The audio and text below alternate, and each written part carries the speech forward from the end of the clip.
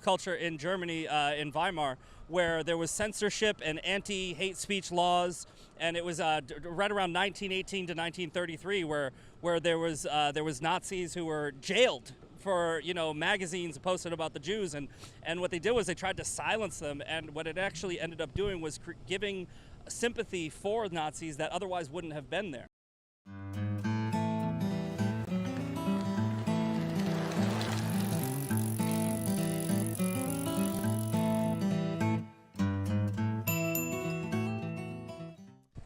It's been a long time coming. Yeah. It's been a while. We've been trying to do this for weeks. Weather got in the way. Weather, my work. mom dying got in the way actually too. Yeah, Sorry. that sucks. I'm sorry. It's okay. I mean, she would want me to joke about it.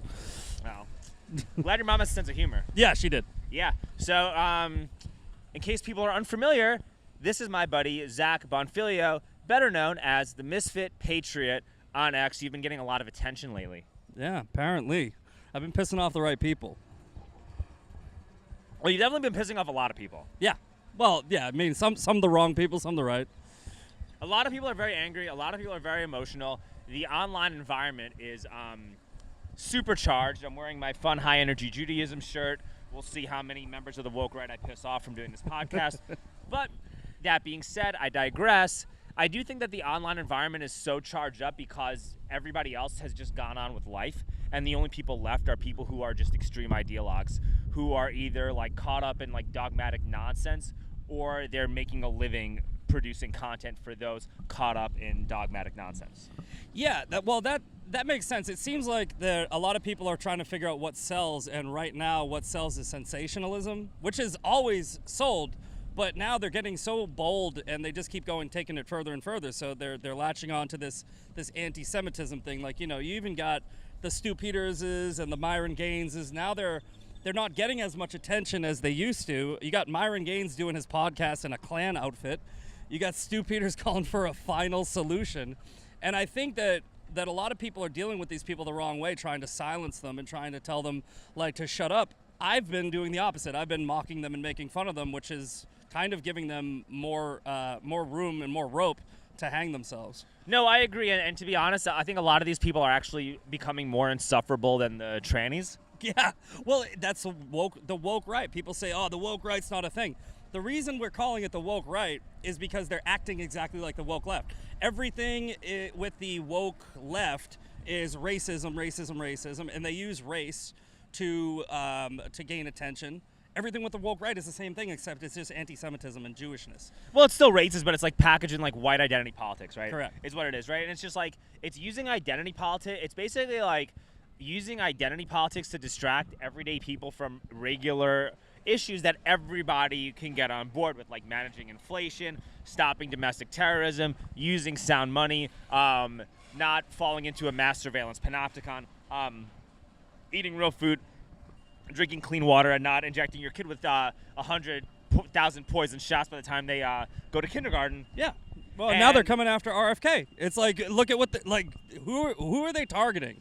It's like they're getting in the way of the Trump agenda. It seems like they're targeting Trump and everyone in his administration because they don't hate Israel. Now they're making up some scandal about RFK. Look, I don't give a shit if RFK fucks the obesity out of every fat woman in America. I don't care. I actually hope he does that. Me too. I think it would be a great. Honestly, it's good for body positivity. Hey, Michelle Obama, Zach, like fat chicks, they need love too. They do. This is an RFK. If RFK wants to give it to them, then like. But I mean, so far it's not even proven to be true. But they ran with it anyway. You got the Ian Carrolls who are like, tomorrow's gonna break the internet, and then tomorrow comes around and he's like, okay, I don't have any proof of what I said. I actually like Ian Carroll. I'm a Jew for Ian Carroll. You know what? I don't dislike Ian Carroll. Everybody I've talked to says he's a good guy. He's a great guy. I listen to his podcast, and I'm just like, dude, I want him on my Pedicab to talk to me, because like when you listen to him actually talk, you're like, dude, this guy is not like this guy. I don't think that this guy has like a hateful bone in his body. I've never said a bad word about him in that regard, where I think he's intentionally being hateful. I think he's a useful idiot in the same way that, so many others are. But I think that Ian Carroll is just a conspiracy theorist, and they like another Ian. I got the two Ians. Ian went from Official Patriot Gear, got into it with me. I don't even know who that guy is, but okay. He's a great guy. He's a very nice guy. But I called him out because he called me out, right? He said that I was an extremist because I don't care about the innocent Palestinians. I'm like, hey, I care about everybody, but you're repeating Al Jazeera talking points, and at a certain point, I have to call you out, and I have to be a little aggressive with you, because what I'm seeing is it's all projection. You're accusing me of the thing that you're doing. Well, that's exactly what's happening. But like I said, just back to Ian, I listened to him on Joe Rogan. Mm-hmm. I listened to him talk to Derek Bros, who ran to be the mayor of Houston. Sure. That conversation, I actually recommend listening to that. I'm going to show it to my mom, because like the way they talk about Trump and the objective criticism and the objective like analysis of his first term, it is phenomenal. It is actually one of the most intelligent, well thought out podcasts that I've ever had the pleasure of listening to. Sure. When I listened to Ian Carroll talk about on Rogan, he like rarely, I mean, they did mention Israel and they mentioned like Israeli influence on things, and you know, I think that Ian is right about like food. He's right, like when he brought up Pizzagate and when he brought up a lot of that stuff, like there were actually very valid points about James Alefantis and Comet Ping Pong and the Podesta brothers and the Podesta emails.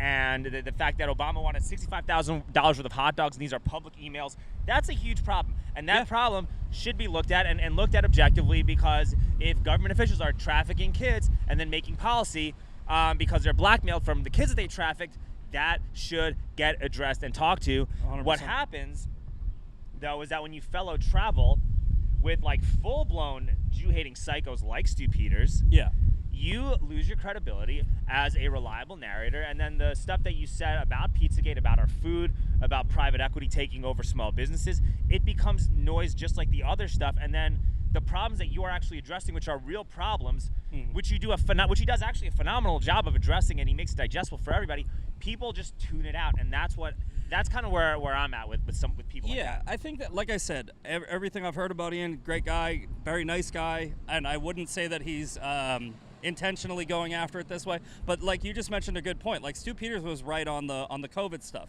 Then again, so were a whole bunch. So is everybody else. Yeah. So is everybody else. You know. So he acts like he was fucking bringing news.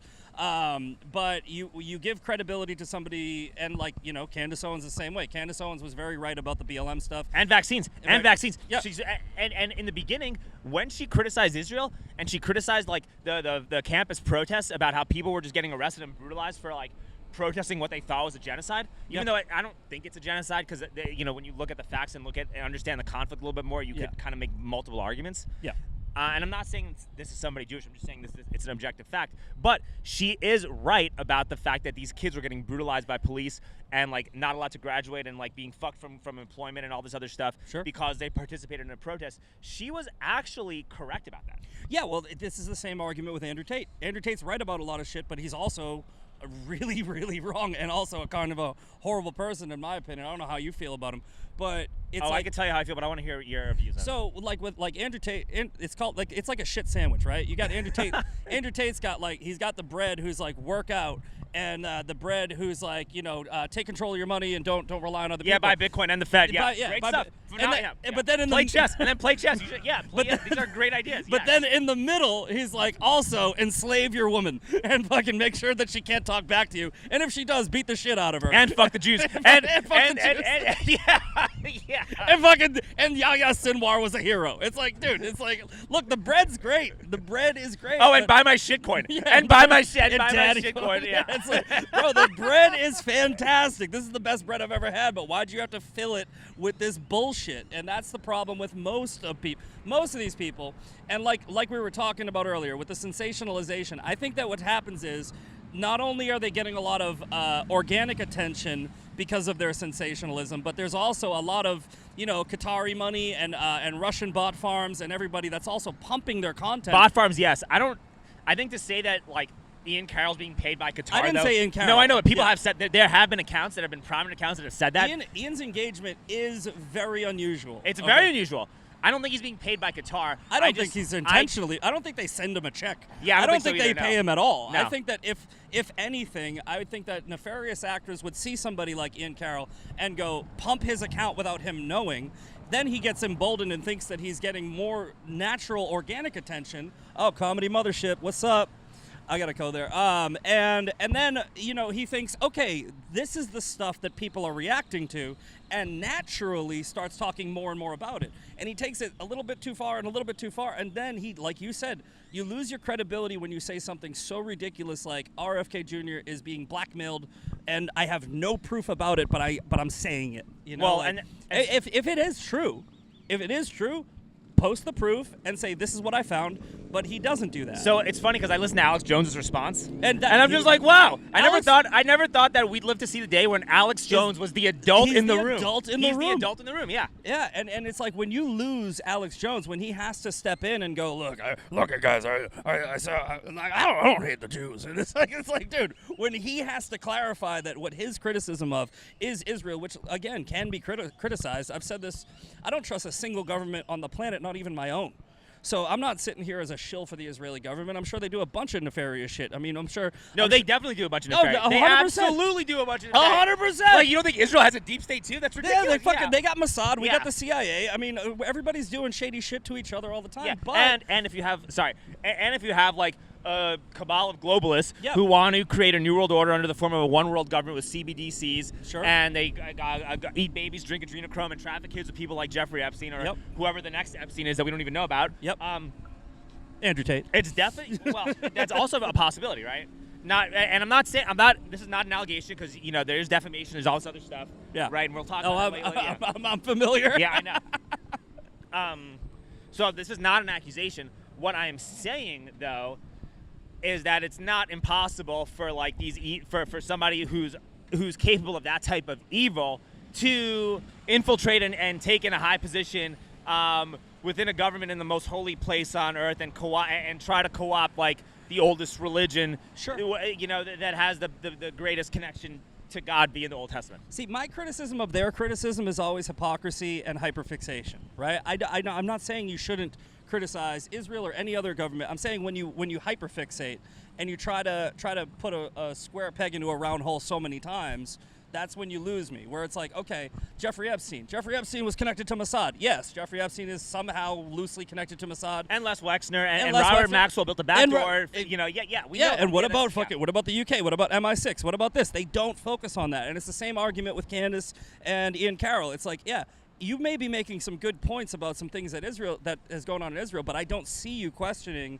I don't see you questioning Iran. In fact, you have Tucker Carlson being like Iran's not a problem while he interviews the Qatari government. It's like, yes, they're a fucking problem. They chant death to America. Yes, and also I think that's a problem. I also do think it's good that Tucker is interviewing those people. Yeah. What I do not like about these interviews is that you're not asking challenging questions. That's the same thing. You know, it's like if you want to give an interview, I am one of those people that says you should platform everybody. You should interview Putin. You should interview the Qatari government. Why aren't you asking them? And I think his interview with Putin was okay. But then you see him going into the fucking grocery stores and he's like, look at this. Oh! Like, it's like, dude, you don't need to take it that far where you're actually making it, at least from an appearance perspective, that you kind of are being a little bit simpy because, I mean, look, I think Zelensky is a fucking dictator. I think that Putin's a dictator. I give them equal credit on their subjugation of their people. You know, Zelensky banning Orthodox churches, arresting his political opponents. Some of his political opponents have been assassinated, and then it doesn't mean that I like Putin, right? I'm not sitting here as like two things can be true at once. Now with Israel, I can also say the Israeli government has some nefarious shit that they've done over time. They definitely have their own version of a deep state. There's the protecting pedophiles and shit like that. No, yeah, that's kind of bad. That's super bad. That's really bad. That's super bad. Call it out, right? But that doesn't mean that if I criticize Israel, that means I'm a shill for Palestine and vice versa. And just because I criticize Palestine, I don't think that it means that I'm 100%. Israel can do no wrong. I think what we've gotten into this dichotomy of othering, where it's like, okay, if you're on one team, you're not on the other. That's where we're getting this really polarized argument online, especially where people aren't just hearing the other side at all. And I think that's what I'm asking more of from people like Ian Carroll is hit the other side. Just hit the other side, and then you can talk all the shit you want. Yeah, go talk. Go when you make these videos and and there are a lot of truth in those videos, but there are a lot of things that are just not necessarily 100% true, or they're subjective and it's hard to definitively prove. Yeah. You know, look, operate like the breakpoint clean break, real thing, right? The Project for a New American Century, real thing. Netanyahu being a corrupt warmongering piece of crap who's been using his influence to push America into wars in the Middle East. AIPAC donating to specific Congress people as long as they just blindly support Israel. Absolutely. Yeah. But when you criticize AIPAC over and over and over again and you say nothing about the Qatari government spending billions of dollars on college campuses in America, that's what I'm talking about. Also, the dancing Israeli thing has kind of been proven false. Oh, it's a bullshit story. Well, it was literally propagated by the terrorist father. No, yeah, like a Saudi Arabia, exactly. Like one of the fathers of the guys who flew the plane into 9/11. That's the guy who propagated. Yeah. Who propagated that. And listen, there's a lot of theories with 9/11. It's weird that Marvin Bush had the largest insurance policy where Building 7 was out, where Building 7 was, and that whole area got totally decimated, and he took that out. Sure. It's also weird that we had a record number of put options on airline companies leading up to 9/11. It's weird that in the Project for a New American Century, they said that you need a disaster, like a terrorist attack, to justify going into a lot of these countries to liberate them from Islamic fundamentalism in order to build footholds for American democracy. All of that stuff is real and could make you question the actual narrative behind 9/11. Not to mention the Patriot getting written right afterwards. All of that stuff, but all that stuff, me being Jewish, both of us being relatively Zionists, right? Yeah. We can just say, yeah, that is true. That's a glaring problem. Sure. But what I noticed, though, is that this other side doesn't want to, never wants to admit any flaws at all. It's very dogmatic. It is like the BLM argument, and it is like a struggle session where it's you disagree at anything. There's no recognition of yeah, man, you're kind of right about this. Let's talk about this civilly. Figure this out, so we don't live in Klaus Schwab and Bill Gates' version of the future. Yeah, let's find the common ground. Right? If you want to find the common ground, you could start with AIPAC, something along those lines, where it's okay, so here's my common ground. I say I want all PACs gone. I go, I don't care. There's AIPAC, then there's AAPAC, there's fucking so many other PACs. There's the Italian American PAC, there's the Irish American PAC, and there's the National Association of Realtors that has 10 times more influence over the American government as AIPAC does. Then you see the California wildfires and the Hawaii fires, and you're like, okay, was that the National Association of Realtors? Because that's the same bullshit fucking conspiracy theory conclusion that you jump to when you just say, okay, this organization donates money to politicians, this thing happened, I have now made 2 connections based loosely on my own biases, and I'm just going to jump to a conclusion. Whereas I'm like, hey, if you want to talk about how fucking PACs shouldn't exist, I am on board. That's common ground. Let's start there. Yeah. Or even when you'll say that Israel got JFK killed, and you're using documents that aren't even real CIA documents because you're using a picture that could have been doctored, you undermine your credibility. Well, the argument is... Or the FARA registration, okay, they got to register as a foreign law. Okay, that's not enough to kill him. That's not enough to kill somebody. And also... He was a Zionist who was supportive of Israel, but he wanted the AZC to register as a foreign agent. And what does that mean? Do you know what that even means? No. I'll tell you what that means to register as a foreign agent. Yeah. It means that the lobbying can't be through congressional donations, but it has to be through grassroots support. Yeah. Okay, fine, whatever. Okay. Okay, cool. That's not enough. That sounds great. That's not enough to kill him. That sounds awesome. As somebody Jewish, I think that's a great idea. Yeah, no, me too. That's excellent. I love that. But idea. I mean, again, I won't beat this to death.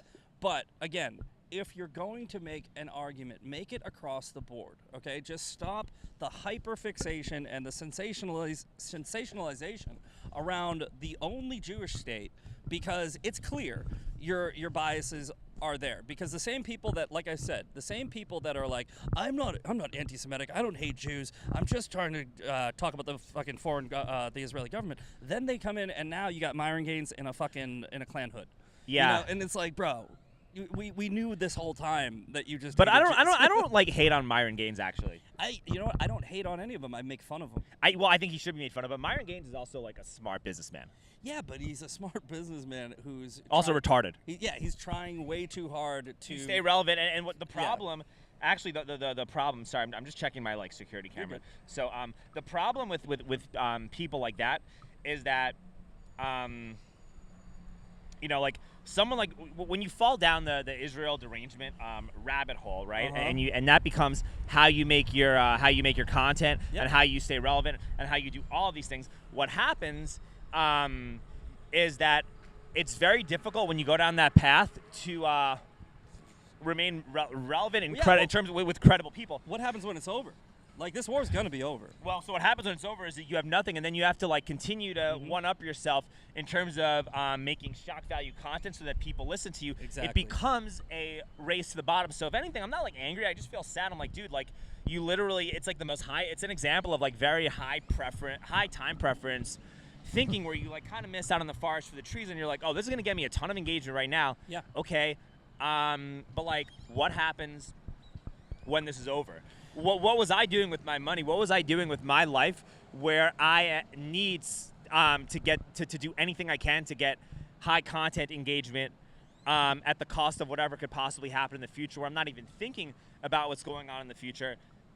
Like, and then, like a lot of these same people go right after they will literally promote their own fucking meme coins to talk about financial freedom and XYZ. But it's like, dude, like if you were just buying Bitcoin and stacking sats and like self-custodying your funds in an intelligent way, you wouldn't need to engage with a farmer. If you had another job and you didn't live on the internet, that's the thing. This wouldn't matter to you. Like, like you tile homes, right? Like I do, but remodeling, Hey, you remodel homes. I'd ride this pedicab.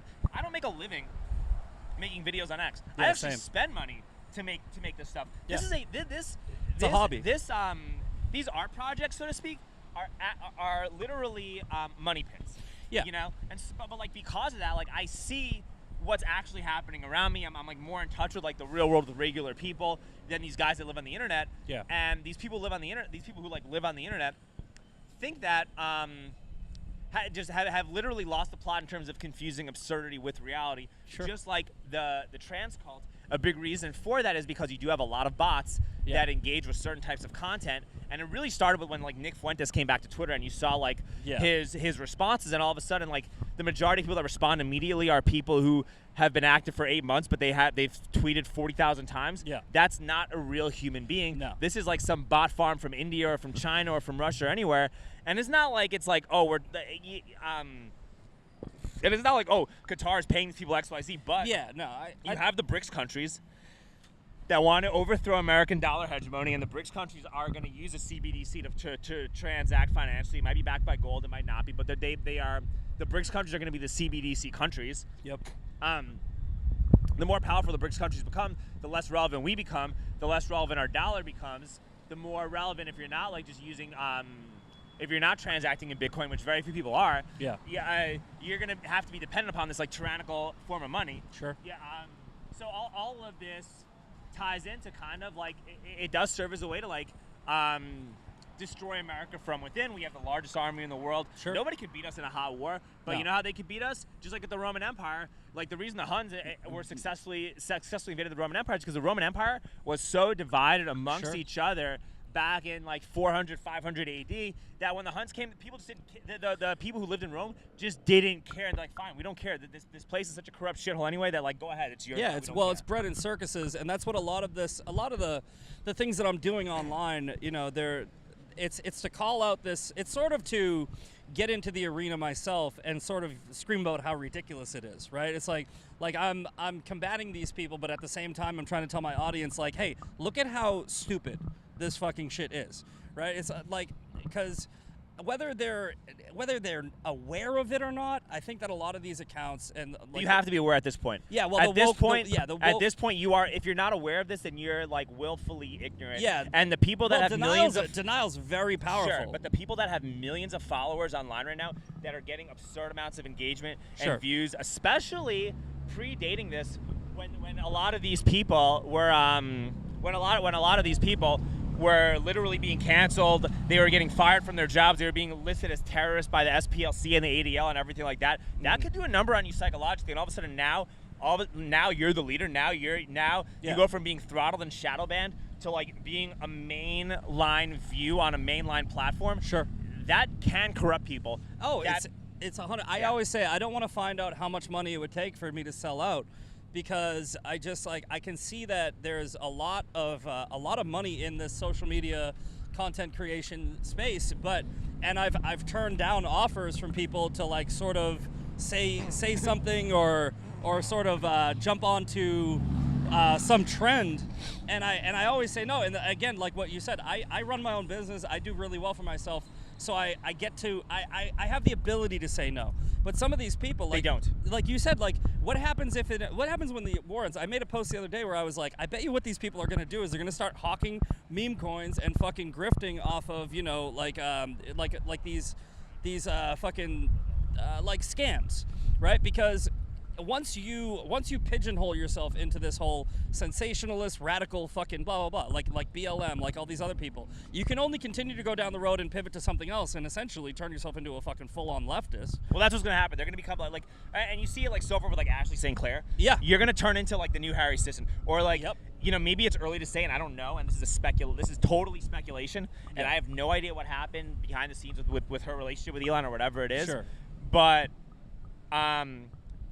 it's not entirely impossible to see someone like her 5 years from now become the next JoJo from Jersey. Oh, for sure. But also, you know, like she just did that video where it was obviously fucking staged. She called Carvana, and she had Carvana come pick up her car, and she's like, yeah, well, I have to cut back because Elon got rid of my money. And then Elon comes on, he goes, I gave her $2.5 million and $500,000 a year. There's no reason for her to get rid of that $100,000 Tesla.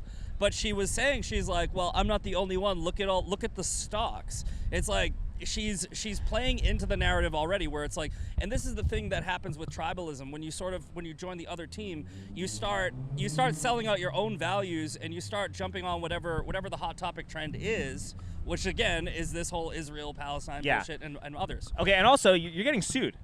I heard that. So tell me about that. Did you actually get did you get served? Did you get subpoenaed? Did anybody contact you? Like, tell me about like what's going on with all that. I have not been served by anybody. I saw online that I am named in an alleged lawsuit, and I have to be careful what I say because I have publicly stated that I am going to also be going against Andrew Tate with litigation. So if I get served by a human being with a folder and he says this is real, then I have the necessary steps in place and I have all of my bases covered. We'll put it that way. So this is actually it's funny because people like that are very like they cry free speech. Yeah, Andrew Tate said if words hurt you, you're a pussy. Yeah. Okay. Exactly. But then if you're gonna get, and we don't even know if this lawsuit's real or what's happening if you haven't gotten served. It looks like a slap suit if it is real. So you know what a slap suit is, right? No, what is that? So slap it's basically a suit that's designed to shut people up. Right, so which is the opposite of free speech. Which is the opposite of free speech, and he's done it before. He just had one apparently dismissed in Florida, he's on. Yeah, and so like the government will protect your free speech, but like they'll just make it a lot easier for corporations or for influencers who peddle the corporatist narrative to just sue people for defamation, and widen the scope for what it means to sue people for defamation, which is like. Also, a very sneaky way to segue into the New World Order. Why? While you think that we got somebody that's been fighting the New World Order. Yeah, so that's the thing, and so as far as defamation goes, I'm fully of the belief that I was actually defamed by Andrew Tate. There's this rumor going around that I beat up my grandmother. Okay, yeah, I actually wanted to talk to you about this. Yeah. Okay, I wanted to talk to you about this. Finish what you were saying, and I'm going to ask you some questions. So yeah, like there was this rumor that I beat up my grandmother or something going online, and then and Andrew Tate was on a podcast, and he said I beat up an old lady, and then his fucking lawyer went on the same podcast, like I think the next day or the same day, and he was like, I beat up my grandmother, and I'm like, my grandmother's been dead since I was 9 years old. I've never beat up an old lady. I've never beat up an elderly person. I've never like. So there is something that I saw. Yeah. Okay. And I wanted to corroborate it. Sure. Right. I'm gonna actually see if I can find this right now. But I saw Clint Russell post something, right? Yeah. And me and Clint, like, we don't have like an antagonistic relationship with each other. There are times I'll ask him questions and call him out on stuff, and I'll be like respectful because, like I said. Oh, Clint's that guy that blocked me. Yeah. Okay. And like I said, like I like that I really like that he's anti-war. I like that he called out the COVID hysteria. I like that he's a sound money enthusiast. I like that he's a free speech absolute like I like a lot of this. I like a lot of this stuff. I like his support for Ross Albright. I like all of this stuff. Yeah, I right? don't know who he is. I never watched him. So, This is what he found, and he said that that it was assault and battery. There was a picture that said assault and battery on a 60-plus disabled with injury. Yeah. And then I said, can you send me the link where I can find this? He sent me to something on Unicourt where it actually showed this. Sure. Okay. After I did that, I was like, oh, wow, this is really bad. I was going to ask you, like, what the fuck are you doing assaulting senior citizens? That's really fucked up. Yeah. That being said, I go look at the city website. Sure. And the only thing that they got you with was like a something like DWI related, or like a. So here's okay. So like, what actually happened? How did this come into play? Like, what is actually? There is a charge on my record. Okay. Right, and as I've stated many times, I have never beat up an old person. It just didn't. So is it an assault and battery charge? Like what? Yeah, actually? no. There's an assault and battery charge, and when was it? When did it take place? What was the context? It was like last year. I've spoken about this on my podcast, where I was like, hey, I was visiting my mother. I got jumped, and fought back. Okay. And it's right now it's an open. So case. what city was this in? Well, it was in Massachusetts, outside of Massachusetts. Okay. Because I want to look this up. We're gonna look this up kind of in real time to figure this out. We can do that. Okay. Yeah. So what was this? What was the city that? What was the county that this took place in? It would have been in Norfolk County. Okay. Norf. And it's ZACH or ZACK? ZACHARY would be my full name. Zachary and BONFILIA. Okay. Yep. Sorry. Okay. And then what county? Norfolk County. Norfolk County. Yeah. Okay. Keep going. I'm sorry if I'm. Yeah. So then, like I said, and I'm not gonna get into like every little detail because I've never once said that I. How come I can't find? Charged, okay. Zachary Bonfilio, Norfolk. County. Sorry. So these people, what they did was they took a mugshot photo from my DWI in like 2020. They superimposed it over just the charging document that they found online, and then they added in context of it was an old lady, and it's like it was none of those things, but okay. Like so, it was a self-defense thing where I got jumped, right? And the DWI photo is from a completely different thing where it's like a charge that's already over. It's been over for a long time. Okay, Dedham District Court is where it was, right? Yep, Dedham District Court. Dedham District Court. So keep going, sorry. And so when what they do is, this is what propaganda is. I say this all the time, right? Facts without context is propaganda. Conclusion. We're on the Dedham District Court website. Sorry. Sure. Dedham District Court website. In mass.gov, we're going to go find your case right now. Sure. Search mass.gov. Where do you find the cases right now? I have no idea. Okay. I haven't looked up. Your I don't government. stalk myself. No, I know. I'm looking at this just to figure all this shit out. So keep. Okay. So, like I said, the charge is real. The DWI photo superimposed over it is fake. It's telling there was no old lady involved at all. There's, in my opinion, no elderly person involved at all. But that's for the courts to decide. I can't say specifically what exactly is happening, but I can very confidently say I have never beat up an old person. I have never assaulted an old person, especially not an elderly disabled person. And 1,000%, it was not an old lady anywhere near any situation that I've ever been in at all. Okay, cool. Like I said, sorry for the awkwardness right now. No, you I'm trying to fill the time. No, I'm trying to find. I'm really trying to find this. The only thing you're gonna find is a charging document. Yeah, that's all. That's what I said. Okay, victims of a crime, private If you find a place. conviction on there, then I will. No, it's not. No, but I'm saying for what you're being charged with. And also, okay. they could have also. This is another fucking fun thing that these people love to do, and this could keep you out of a lot of trouble because like I said, I think that I have a really strong case of defamation because of a public figure going on a podcast with millions of followers saying things that aren't true. If you had just done the one extra step of looking up and trying to find the actual police report where there's the actual details of the altercation, there would have been no old lady. There would have been no, beat up an elderly person. You probably would have read that I stated very clearly that I was assaulted. I did not assault. And we're gonna find out soon enough if the courts agree with me, which I am very confident they will. Oh, I hope so. And this is the first time I have talked. This is the first time I've given any details about it since that. Okay, Because look up case information. I'm intentionally being very vague with people because I'm not going to do your fucking homework for you. People are like, why don't you explain the case? Obviously you're cool. I'm gonna explain it. I think it's good to explain this so people can know what's true and what's false, though, right? You know, they don't care what's true and false because the people that are coming I'm after gonna find this later and share it online because I don't want to I don't want to take away from the flow of the conversation. I'm not one of those people that hides anything. I'm not trying to be intentionally vague. I'm honestly just being vague with the people who are making up a story about me.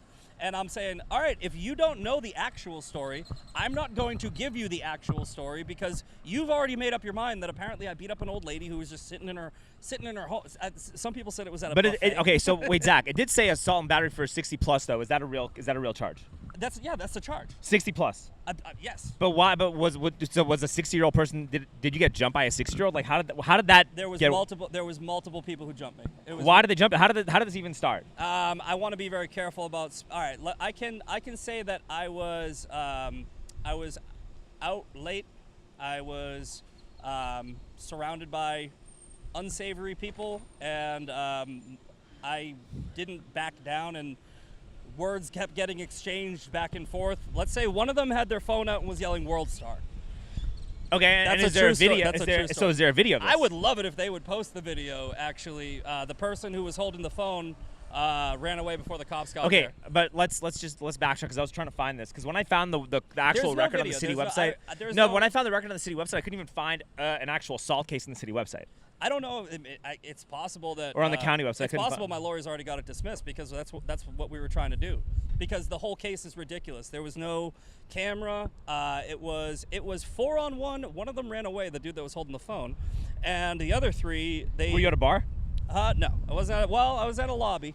So it was. Were you drinking? Yeah. I Ubered to a place, and there was I made a joke to some guy, and then. There was some words exchanged, and then his buddies came around the corner and fucking World Star. How old were the people that you were talking to? Dude, I have to be really careful. I don't want to say anything that's I don't want to say anything incriminating, but I just want to know, just for context, because it's not even about incriminating. It's just that people have been threatening to call the judge and shit like that. Sure, but look, Zach, when somebody who I think is a voice of reason in terms of this insanity, is being charged with something like that. I want to know exactly what is going on and in the fullest capacity. The fullest capacity. Let me just give you a play-by-play on what happened. Okay, I showed up to a place, and this is why I don't want to give too many details because people are going to just stalk and try to call the place. That's what I don't want. Okay, sure, fine. So I don't want to say the place because then you're gonna have the crazy Kankles lady who's gonna call and be like, "Here's a video of this guy talking about it." So I went to a place. In that place, there was words exchanged with several people. I was by myself. Okay. Right? Those people started aggressively coming at me, surrounded me. Okay. Now, one of them was allegedly over 60. Did you know they were over 60 at the time? No, they looked young. They looked in shape. Young as shit, dude. Okay. I will show you a picture after we get off the Pedicab. Yes. Okay. So, and then it happened really fast. Right, and it was initiated by them. I defended myself, but when the police arrived, they gave a different story than me, and apparently they believed them because there was 3 of them and 1 of me. Okay, and so what happened to you physically when you got jumped? I just fought back and. But did you get called? Did you look bruised up? Did you look like you were in a fight? So, 2 of them didn't look great. I had my shirt ripped. Okay. And the guy who was 60 years old, how bad did he look? Not bad. It was no, and that's the other thing. There wasn't any. People like to think assault and battery means I pummeled some guy or some person. No. Assault by the legal statute in Massachusetts, it could be as simple as touching. Really? Yeah, and if you look it up, right, it could be as simple as touching. And disabled doesn't mean in a wheelchair. It can mean somebody with PTSD, right? So it doesn't. Wow. It's not the cartoon character that people are painting, where it was some old lady in a wheelchair at a buffet and I kicked her down a flight of stairs. It could very well mean a person who did not look at all 60, just has some condition that they qualify for a handicap placard, and that person actually jumped me, and I defended myself, and Like, you could be like a disabled veteran, but like, because you got injured fighting overseas or something like that, but now you're fine and you're like, you're a stud who could squat 400 pounds, but technically you're still a disabled. correct. You could There have was a guy I knew who I TBI, used to do PTSD, jiu-jitsu with, yeah. who has a disabled veteran on his car. Yeah. Black belt in jiu-jitsu just wallops me. Well, Sure. like, I mean, I haven't rolled him in a while, but it would probably not be any different. It would probably Yeah. be worse because he's just a monster, right? Well, So it's the same thing. You think like, and I get it. I get that people want to ask these questions because you know you. well, they jump- should. It's a No, no, it's no. a big deal. It's, Yeah. It's a big deal when you look at it out of context. Yeah. It actually looks like a big deal. Was it actually a big deal? No. This was a scuffle that happened, and you know I think that I think that if there was video footage, which I would have loved, but there was no video footage of it. But if there was video footage and people would actually have seen what happened and what transpired, I'd probably be coming off as a hero. Yeah, because- and also, dude, these people that are coming after you and saying all this stuff and posting this, Yeah. You don't think that, like, if they had video footage that made Well- it look like you did this, you don't think they'd be sharing that, or like, Exactly. yeah, There's no evidence, right? Other than the police report and the charging document. And you know, the funny thing is, there's an actual. Can I ask you a video- question? There's a video of Nick Fuentes assaulting an elderly lady. macing them, and then those same Macing- people are saying that he was protecting his property, Exactly. and the justice system is going after and weaponizing him. Well, it's the same thing as like someone like Candace Owens talking about like how there's no more good men in Western society anymore, while you're palling around with like Andrew Tate and Kanye Yeah, it's West. Like, your- it's your just like the husband is jokes. best- yeah, your husband is best friends with a guy who has 50 the victims. The jokes write themselves. Exactly. And honestly, I'm not even trying to hate on Andrew Tate. Like I said, like we talked about, he does say a lot of stuff that I do like and agree with. Yeah, I used to be a huge fan. Yeah. So I just think that my view on people like that is that there are certain things that I agree with that are like super spot on and can be very motivating and very inspiring, but you got to put it into context. And the idea of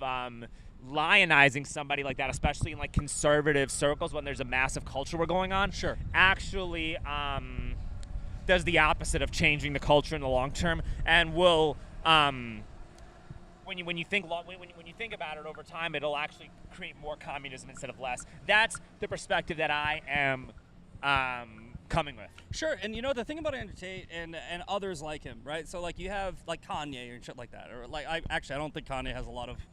I'm actually glad that people like Kanye are the face of and Nick Fuentes are the face of Jew hatred, because you just see firsthand at face value that's what how I said. retarded this stuff is. I said that you want these people to keep talking because I want schizophrenia to be synonymous with Jew hatred. Well, it kind of is becoming like that, yeah. That's what I'm saying. Like, let them keep talking. Stop trying to silence them. We just had this hearing with the rabbi in Congress where he was like, "It's not enough to be anti-Semitic. You have to be anti-Semitic." Yeah, but that's retarded too. You shouldn't have Yeah, said it's that. like, no, shut the fuck up. Stop. You're giving them. Stop. You're giving them all the ammo. You are. Yeah, you Exactly. are like so. You're familiar with like Daryl Cooper, right? Yeah. Okay. So Yeah, going on Joe Rogan. And Yeah, stuff like people once again, people levy an unfair amount of criticism towards him. Yeah. And I think when you levy an unfair amount of criticism towards these people, and you call someone an anti-Semite enough, or you call someone a word enough, eventually they become what It's you a call them. self-fulfilling They prophecy, become yeah. what you call them. Right? I listened to his Martyr Made podcast on Israel Palestine. While there were things I didn't agree with, while it was obvious that he took a more sympathetic tone to the Palestinians, Sure. he did. It was an amazing documentary that I encourage everyone to read this, to listen to the Scientology in all of its forms. Sure. Really well researched, provides unbelievable amount of nuance on an extraordinarily complex topic that was extremely well thought out. Don't think this guy has a hateful bone in his body. Yeah, What's and up, I think right? that's the Ian Okay. Carroll argument. Yeah. I think Ian Carroll is generally coming at it from a place of empathy. Yeah, right? I agree. And it's like, and if you can come at a place from empathy, which is fine, but if you come at it from also a place of naivety, then it's a dangerous combination because you're a sympathetic person who's wanting to give the benefit of the doubt to essentially evil. Okay, so what I was gonna say though is in his I couldn't finish the whole thing because I'm like, he wrote this he had this prequel called Enemy where he discussed like World War II from like the perspective of the Germans. Sure. And I'm just like, okay, cool. It's good that you're like exploring multiple perspectives, and I get that because you don't want this type of stuff to happen again, and you want to get inside the psyche of these types of people so that we stop something like this from occurring in the future. Yeah. I understand that argument. I couldn't finish watching it because it just felt like it was like a struggle session to like be sympathetic to like a bunch of people that wanted to kill me in the end. Exactly. So I'm like, you know what, man? Like I couldn't do it, right? Well, it's like but that being said, he there was a really interesting segment that he illustrated about this professor. He was an obscure professor who wrote this book that nobody paid attention to, nobody gave a shit about, and it said that this professor basically wrote about how all the Germans were these Germans were fucking animals and they were just pieces of shit, and we need to exterminate the Germans from the face of the earth because all they do is bring chaos and destruction and just extermination, Hitlery logic, but just towards the Germans. Sure. And Joseph Goebbels found this, saw this, and weaponized the fuck out of it. And and then all of a sudden, now we got Jews going into concentration camps. That's XYZ the final solution. Granted, this guy was a total psychopath and probably wanted to do that anyway. But congratulations, now you just provided a justification for that. And what I'm saying is, with this rabbi saying that, the parallels about that are a little bit too real. Have you heard of that makes sense? Have you heard of the Weimar fallacy? What's that? So there was this little subculture in Germany in Weimar where there was censorship and anti-hate speech laws, and it was right around 1918 to 1933 where there was Nazis who were jailed for magazines posted about the Jews, and what they did was they tried to silence them, and what it actually ended up doing was giving sympathy for Nazis that otherwise wouldn't have been there, right? Where it's when you try to silence something, it's kind of like the Streisand effect, where you actually give it more credence because you're trying. People are generally flock to something that's being censored, right? They're like, why are the Nazis being persecuted? And that's how Hitler can, a lot of people argue that Hitler actually came into power because of the censorship that was going on against him and the persecution going on against him. And that's exactly how he was able to change so many people to his side, which is why I'm of the mindset you don't silence these people at all. Right, you let them keep talking. If Kanye West wants to sell a fucking swastika T-shirt on a Super Bowl commercial, let him. What are you doing shutting down that shop? I hope he sells 100,000 fucking shirts so we can easily identify these people in public. Instead of in the Weimar situation back in 1918 to 1930, what they did was they went so heavy in the other direction that the Nazis were actually the victims. Well, at least from a public perception. Yeah, and then not to mention the rampant inflation, the cultural degeneracy, Correct. And everything else that was happening. The parallels of Weimar Germany to Joe Biden's past 4 years in office, correct, are way too similar for my comfort and for my liking. Yeah, and that's it. So everyone asks always the question: how did this happen? How did Nazi Germany happen? How did it happen? How did it happen? And it was a combination of a bunch of things, but essentially it was the degradation of society when you had somebody who came in like Hitler who was like, I'm going to fix everything. And this is also the Cloward-Piven strategy that a lot of people talk about, where you make everything so untenable that a government savior comes in and says, I will fix everything. And a lot of people attribute that to Trump, and they try to make those logical fallacies to him, when in actuality, the real boogeyman, the real bad guy, the real evil are the people that are trying to stop him. Right, because he's actually coming in it from a perspective of I want the people to be in charge. I don't want the government to be in charge. I want to crush the deep state. I want to drain the swamp, and the swamp is the one that's the really big problem. Yeah, and also a lot of these Nazis came in through Operation Paperclip, correct, into America.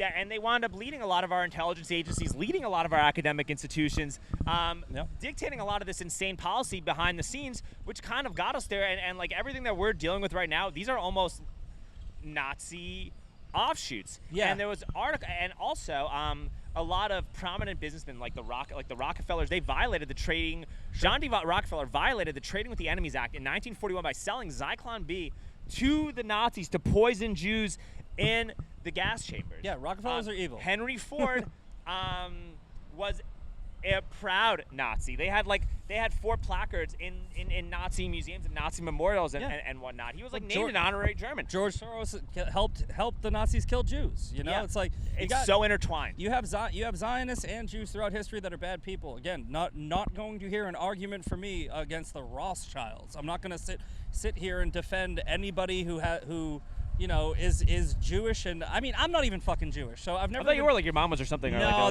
so that's another fucking. I thought you said that you had Jewish relatives. No. Okay. So I've been hit. So just like the assault and battery meme thing, where they took a comment, a reply where I replied to somebody, and I did not say my mother was Jewish, and they photoshopped over it and made it look like it was part of a different thread where I said, no, my mom's actually Jewish. I never said that. Okay. So it's Photoshop, fake news. Fake news. Fake news. I mean, nothing wrong with it. This is If my mother was Jewish, I would proudly say it. Be proud of the religion that you were born into, right? I'm named after a Jew. I'm named after St. John the Baptist's father.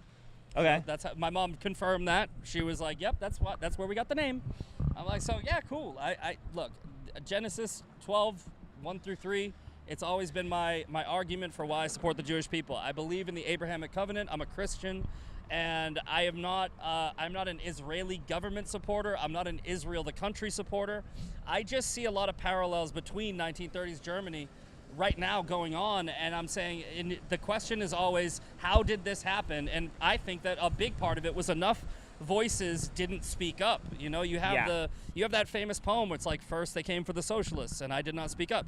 It's the same thing that's going on right now. If we don't get a bunch of people who, and the Jewish people are 0.2% of the fucking global population, so if they're the only voices arguing for Jews, they're gonna lose. Yeah, and also, if we start arguing for speech laws and like repeating what that rabbi said in Congress, that's a losing proposition. Well, it's something that, you know, the people who are the Jews can do no wrong.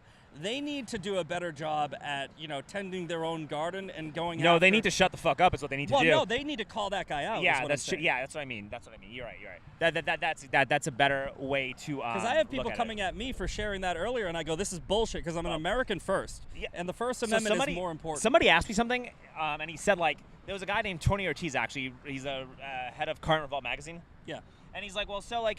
Because we brought this stuff up, and it was towards the end of our podcast, and he said, like, if, like, Israel or California were to be, like, engulfed in a fire and the whole population of either or would have to be destroyed, who would you save? And I'm just like, bro, that's a really tough one because you're having me do a trolley problem.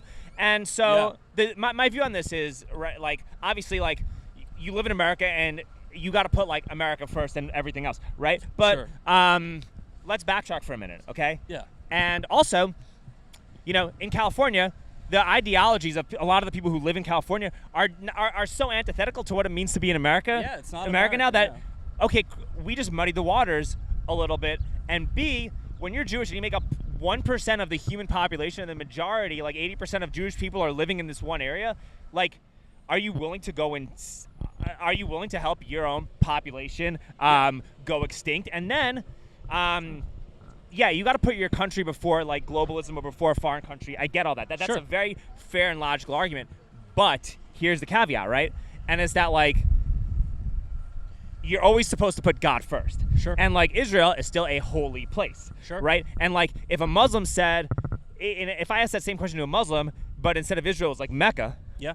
And the Muslim said, no, we got to save Mecca first because I have my alliance with Allah is more important. Or a Christian said, my alliance with Bethlehem, which is where Jesus was born, is more important because I still put God first. That doesn't mean that you, like, are anti-American or subverting American interests. And I think that, like, that's kind of something that people got to, like, you know, that's something that should be brought into context or, like, understood better, if that makes sense, right? Here's how I would have answered that question. I would have been like, I would save the people that care more about America. Right. That's a fair question. Okay. I would have saved the people who have more American ideals and American patriotism than the other person. And honestly, there is a good argument to be made that that's Israel.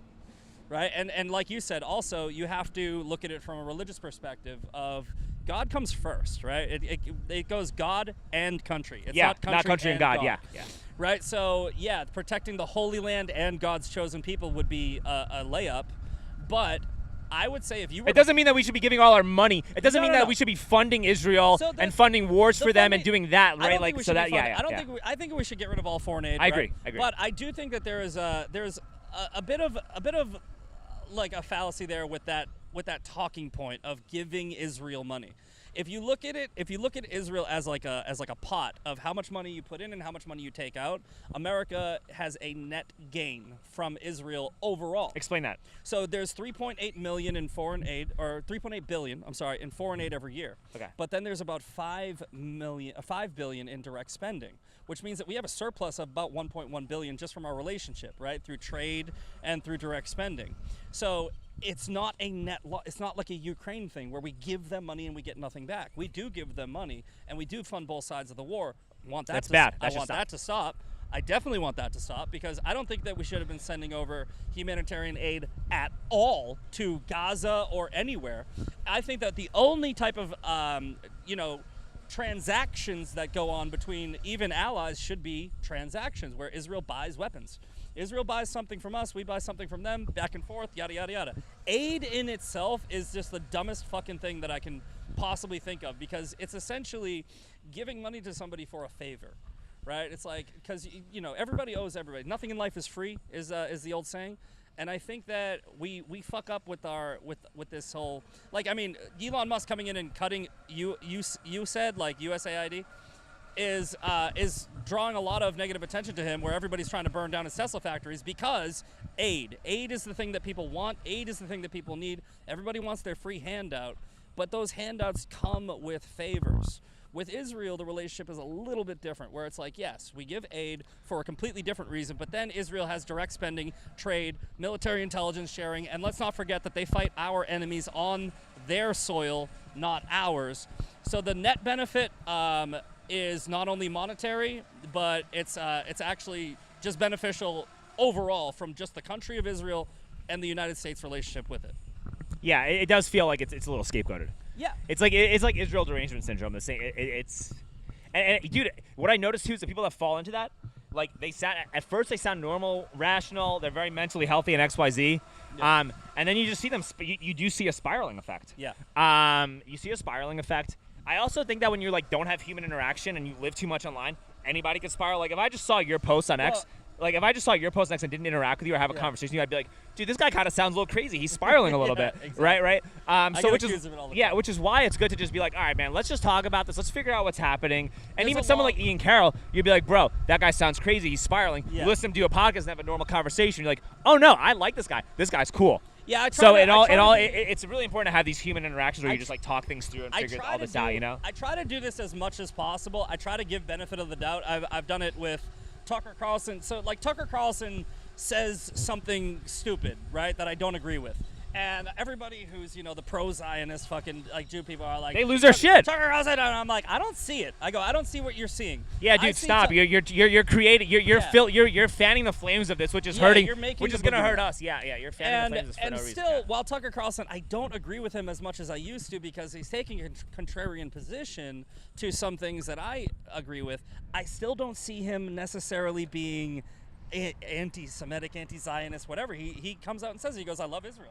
He's like, I love the land of Israel, this and Ian the other. Carroll says right off the bat, the idea of murdering Jews and killing Jews and doing all this other stuff is disgusting and gross. Like, he says that immediately first thing, right? Sure. So it's all, and people need to understand that this is not, a lot of this stuff is not coming from hatred. It's coming from questioning narratives. Sure. And it also comes from, this is a business, and producing content and producing theories and making videos and getting engagement is a business. And people need to step back and understand that this is also still a business, and you got to filter out what is true and what is designed to create engagement to build your business. And also, with me, I know that I come across a little bit crazy. That's why long form content is a way better. The best, It's a way better way to get to know somebody. And like I said, I try to give the benefit of the doubt.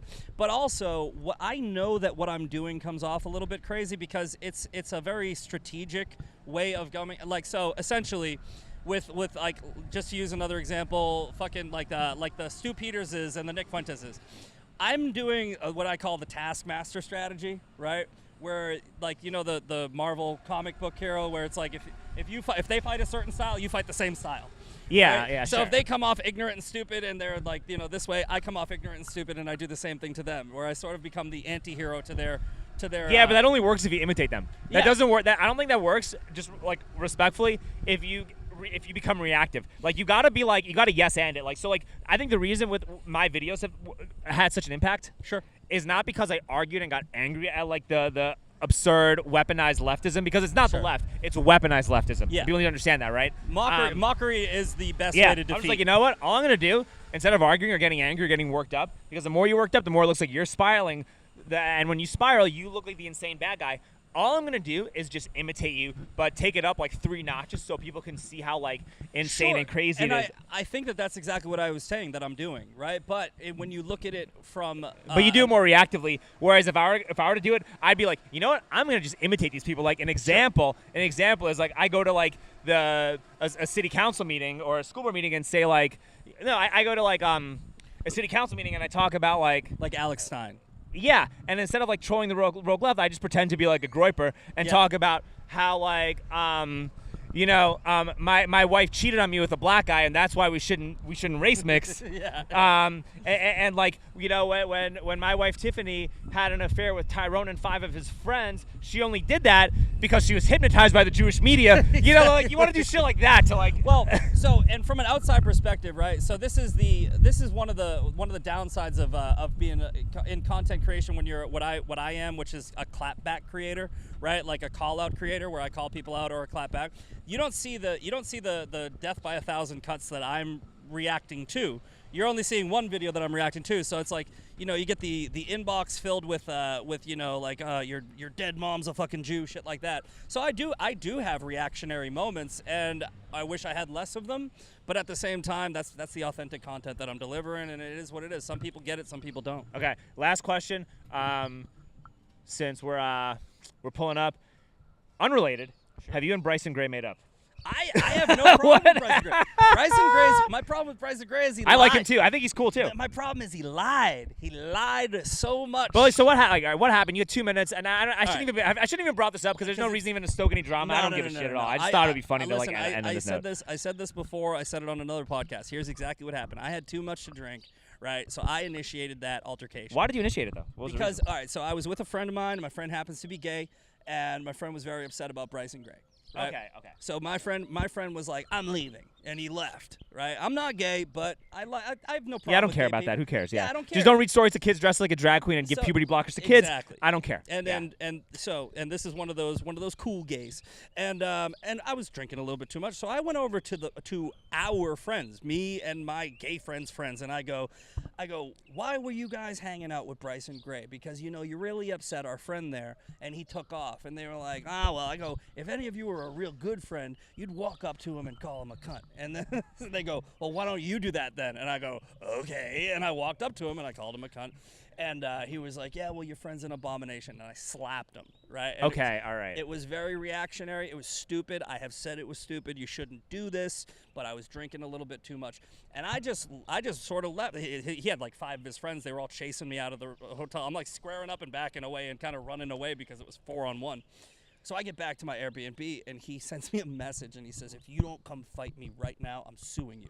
And I said, oh, wow, okay. I said, okay. I go, if you really want to, I don't want to fight you. I mean, you did slap him, so it's, you know. Fair. Yeah. I go, I grew up in Boston. You throw hands. If somebody challenges you, you go throw hands. Yeah. So I went out, and I met him where he wanted to meet. And I go, as soon as I see you, I'm swinging. I go, there's no rules or nothing. And then you see that video, that 18-second video or that 1-minute video. And it was on gravel. Didn't realize we were on gravel. I slipped. I fell. He got freaking. He got mount. He got mount. I put my foot on his thigh like you do. You look like you do, BJJ. I trained a little BJJ. I put my foot on his hip, his thigh. And then he slaps himself in the balls. If you watch the video, he slaps himself. I don't think he slapped. I think it could have been an accident where it just happened. I'm telling you, watch that video in slow motion. I never hit him in the balls, but he said I did. So okay. He lied, right? And I want Did you give him like time to rest so you could continue fighting, or like what happened? I gave him 13 fucking minutes, and after that video cut out, you don't see this part where I'm standing there going, bro, just square back up. Take all the time you need. Square back up. And he was like, no, you're just going to kick me in the balls again. I go, I didn't kick you in the balls. And so eventually I just said, fuck it. I'm going back to my hotel. And I fucking walked away. But I gave him plenty of opportunity to jump back in, and he just didn't.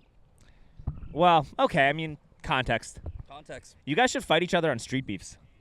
I said, listen, every time I see one of these dudes who are like, get in a ring and fight. I go, no, you don't understand. I don't like fighting, right? But if I fight somebody, it's a fight.